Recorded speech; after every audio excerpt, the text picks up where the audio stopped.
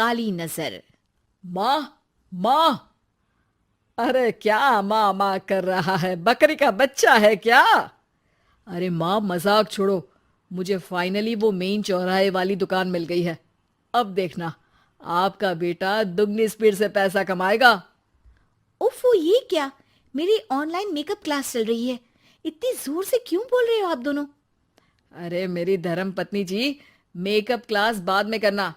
वो चौराहे वाली दुकान मिल गई है हमको। अरे वाह!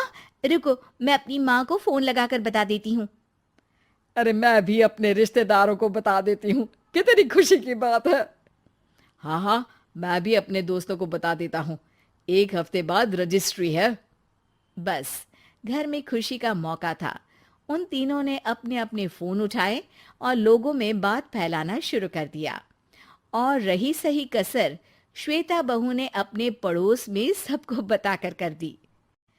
अरे वर्मा आंटी, अब हम भी जल्दी कार ले लेंगे। घर का रेनोवेशन होगा और ठाट से रहेंगे हम भी। अरे, ऐसा क्या हुआ? लॉटरी बाटरी लग गई है क्या? अरे, इस बार चौराहे वाली मॉल में हमको भी दुकान मिल गई है। दुकान नंबर 21, जो एकदम चौराहे पर है। अब ग्राहक बढ़ेंगे तो आमदनी भी बढ़ेगी ही ना। अरे वाह, कितनी खुशी की बात है। मैं बहुत खुश हूँ तुम्हें इतना खुश देख के। बाकी एक बात कहूँ, सबको मत बताते फिरना। किसी की नजर लग जाएगी तो खुशी की खबर वापस लौट जाएगी। हैं? ऐसे थोड़ी ना होता है।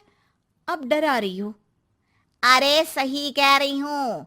काली नजर कहते हैं इस चीज को, जब आप किसी को कुछ बताओ और वो काम बिगड़ जाए। अरे लेकिन मैं तो। तुमने सबको बता दिया ना? हाँ, फोन लगा लगा के। अब बच के रहना। काली नजर बड़ी खतरनाक होती है। श्वेता इतनी खुश रहती है कि वो वर्मा आंटी की बात पर ध्यान ही नहीं देती, जबकि पड़ोस में और भी लोगों से खुशी की खबर शेयर करती रहती है। अगले दिन राजेश बहुत दुखी होकर घर आता है। अरे बेटा, क्या हुआ? मुंह क्यों सूजा हुआ है? मधुमक्खी ने काट लिया क्या? माँ, वो दुकान किसी और के पास चली गई।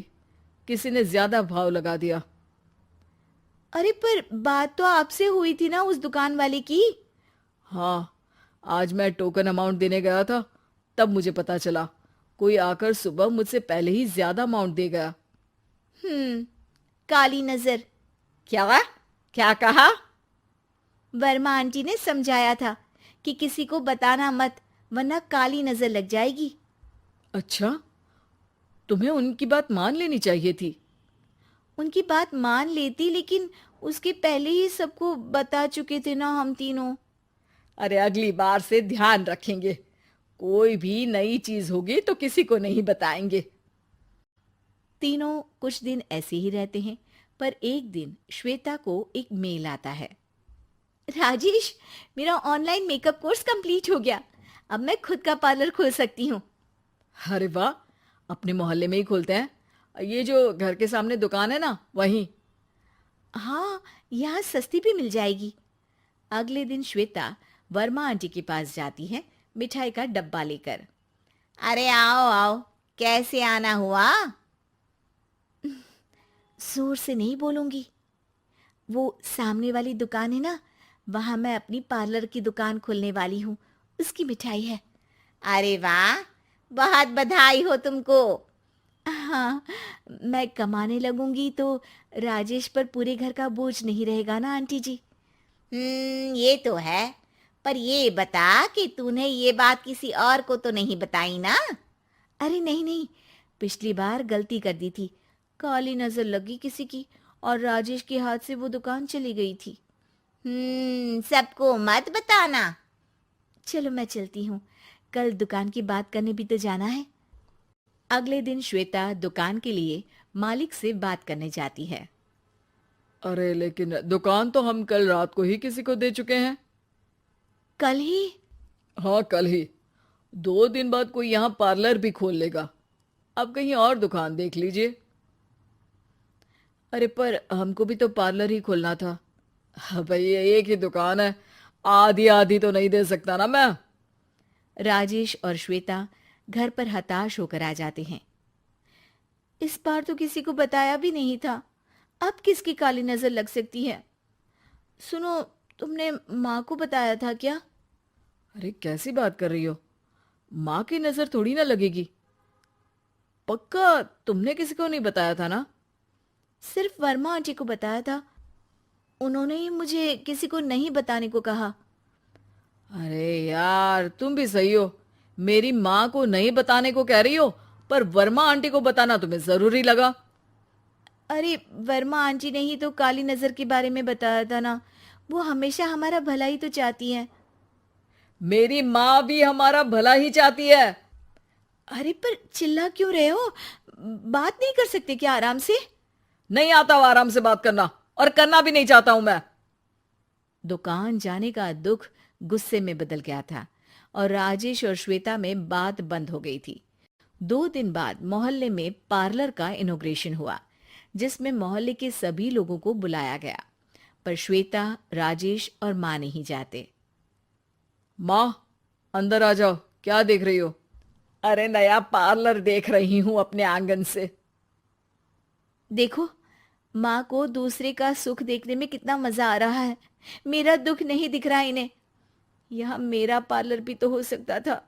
अरे चुप रहो यार, हर बात में लड़ाई क्यों ढूंढ रही हो?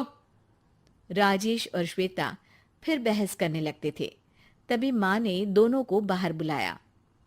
अरे जरा देखो तो, दुकान चलाने वाले का बोर्ड पर नाम क्या लिखा है? श्रुति वर्मा। गाड़ी निकाले बेटा, हमें कहीं जाना है। काली नजर का इलाज कराने? राजेश अपनी बाइक निकालता है। तीनों ट्रिपलिंग कर रहे हैं। माँ राजेश को उस मॉल वाली दुकान पर लेकर जाती है जहां राजेश अपनी दुकान खोलने वाला था। यही दुकान लेना चाहता था ना तू? हाँ, पर इनको भी दुखी करने लेकर आई हो क्या यहाँ पर दुकान दिखाकर? वहां काफी नहीं था?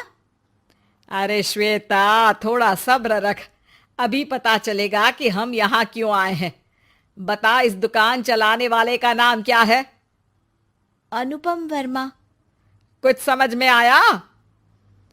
वो दुकान वाली श्रुति वर्मा, ये दुकान वाला अनुपम वर्मा, और हमारे पड़ोस में हमने उस दुकानों के बारे में बताया किसको था? अब वर्मा आंटी को। मतलब वर्मा आंटी ही हमारा काम बिगाड़ रही है? नहीं नहीं, ऐसा नहीं हो सकता, ये बस इत्तेफाक है। राजेश अपना फोन निकालता है और श्रुति वर्मा और अनुपम वर्मा के नाम फेसबुक पर सर्च करता है, जहां ये दोनों ही वर्मा आंटी के रिश्तेदार होते हैं। श्वेता को समझ में आ जाता है कि वर्मा आंटी की ही नजर खाली नजर है। अब क्या करना है? कोई भी खुशी की खबर हो तो काली नजर से बचना है, यानी वर्मा आंटी से बचना है। अरे पर मुझे ये समझ में नहीं आया कि वो हमारे साथ ऐसा क्यों करेंगी। अरे बेटा, एक सीख है, दूर के आदमी को आपकी तरक्की से कम परेशानी होगी, पड़ोसी को ज्यादा।